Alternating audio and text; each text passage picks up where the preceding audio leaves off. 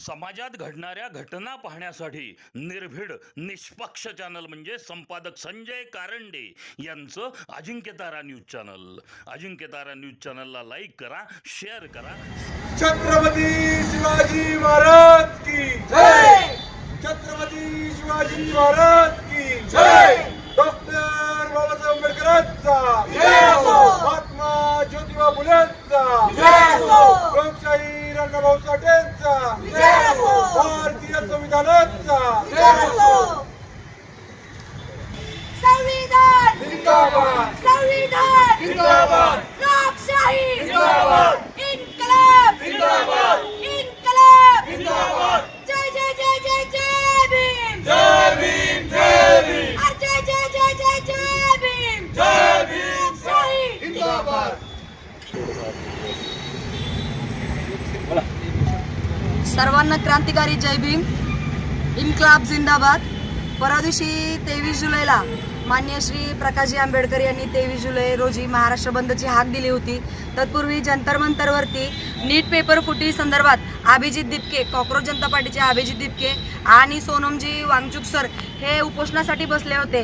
हे आंदोलन, हे उपोषण शांततामय चाललेलं असताना ते दिल्ली पोलीस प्रशासनानं काहीतरी गडबड गोंधळ करून आंदोलन धुडकावून लावण्याचा प्रयत्न केला. सोनम वांगचुक सरांना पांढऱ्या कपड्यांमध्ये गुंडाळून लोकशाहीचा खून करण्याचा प्रयत्न केला. पण शेवटी ती लोकशाही आहे, संविधान आहे, लोकांचा विजय झाला. आज श्री धर्मेंद्र प्रधान यांचा राजीनामा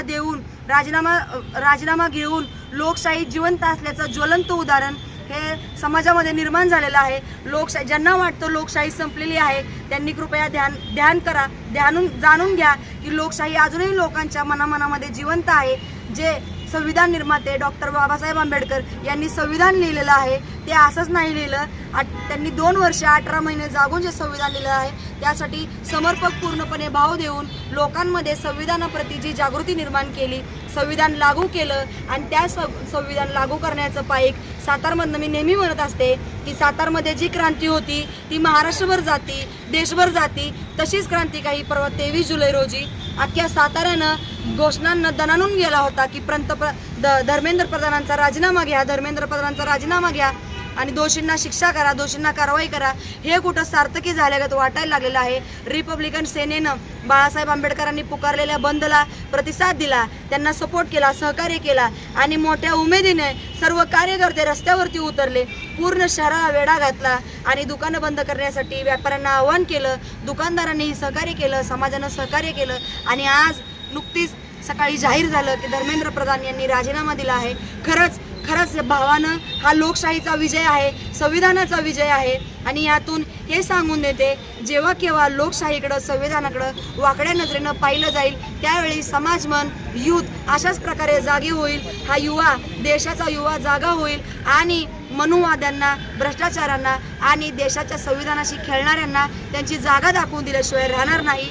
पुन्हा एकदा ज्या कुठल्या पक्षांनी, ज्या कुठल्या सर्व नेत्यांनी, विद्यार्थ्यांनी आंदोलन केलं, उपोषण केलं, ज्या विद्यार्थ्यांनी याच्यामध्ये आपले प्राण गमावले, सोनम वांगचुक सर ज्यांनी उपोषण केलं, अभिजित दिपके सर ज्यांना बऱ्याच परिस्थितींचा सामना करावा लागला, या सर्वांना मी पुन्हा एकदा शुभेच्छा देते. त्यांना पुन्हा एकदा अभिनंदन म्हणते. आपल्या सर्वांच्या सार्थकी प्रयत्नांमुळं धर्मेंद्र प्रधानांचा राजीनामा हा मंजूर झालेला आहे आणि लोकशाही ही जिवंत आहे. लोकशाही जिंदाबाद. जिंदाबाद. जिंदाबाद. महाराष्ट्राचे नेते रमेशजी बापू उबाळे काही बोलतील.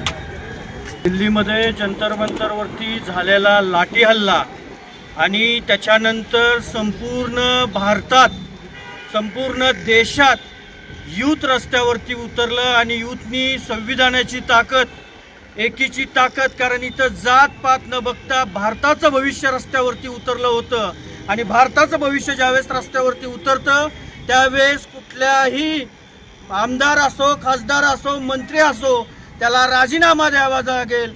इथून पुढं कुठलीही हुकुमशाही आणि दडपशाही भारतातील नागरिक खपवून घेणार नाही. आणि अशाच पद्धतीनं ज्या वेळेस यूथ असेल किंवा कोणत्याही घटकावरती ज्यावेळेस अन्याय होईल त्यावेळेस आम्ही सर्वजण जात पात पक्ष विसरून सर्वजण एक आहोत आणि हे ऐक्याचं उदाहरण आहे आणि हा जो विजय आहे हा लोकशाहीचा विजय आहे. हा जो विजय आहे परमपूज्य डॉक्टर बाबासाहेब आंबेडकर त्यांच्या संविधानाचा विजय आहे. आणि माझ्या यूथ ज्या बांधवांनी त्या ठिकाणी लाट्या खाल्ल्या, त्या ठिकाणी त्यांच्यावरती, माझ्या महिला भगिनींवरती, विद्यार्थ्यांवरती हात टाकण्याचा प्रयत्न ज्या गलिच्छ नालायकांनी केला, त्यांच्या वर्ध्या सुद्धा लवकरात लवकर गेल्या पाहिजेत. ही रिपब्लिकन सेना पश्चिम महाराष्ट्र म्हणून माझी मागणी आहे. आज जो हा राजीनामा घेतलाय त्याबद्दल आम्ही सर्व सातारकर जल्लोष साजरा करणार आहे. पेढे वाटून, सातारचे प्रसिद्ध पेढे वाटून या ठिकाणी हा राजीनामा घेतल्याबद्दल, हे लोकशाहीचा विजय झाल्याबद्दल, आणि जे जन आंदोलन होतं त्याची जी ताकद होती त्या ताकदीची दाहकता संपूर्ण भारतात पसरली. आणि म्हणून हा राजीनामा घेतल्यानंतर आज आम्ही पेढे वाटपाचा कार्यक्रम या ठिकाणी छत्रपती शिवाजी महाराजांच्या पुतळ्याच्या परिसरामध्ये आम्ही करणार आहोत.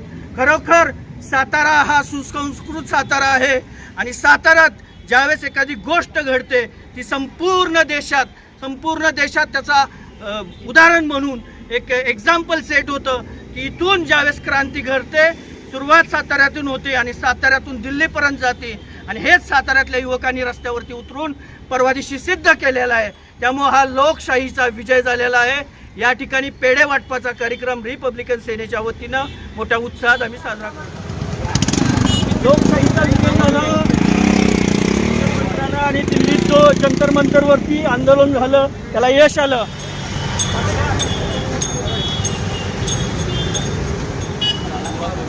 आनंद झाला आम्हाला.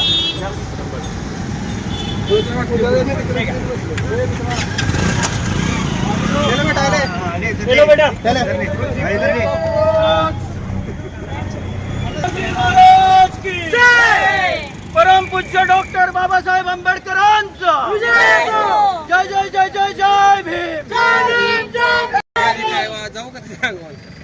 माझ्या मागून जाईल. जिंदाबाद इन्कलाब जिंदाबाद इन्कलाब जिंदाबाद डॉक्टर बाबासाहेब आंबेडकरांचं विजय हो. जय जय जय जय जय भीम. जय भीम जय भीम जय जय जय जय जय भीम. जय भीम जय भीम. नहीं चलेगी, नहीं चलेगी, तानाशाही नहीं चलेगी. समाजात घडणाऱ्या घटना पाहण्यासाठी निर्भीड निष्पक्ष चॅनल म्हणजे संपादक संजय कारंडे यांचं Ajinkyatara news channel. Ajinkyatara news चॅनलला लाईक करा, शेअर करा,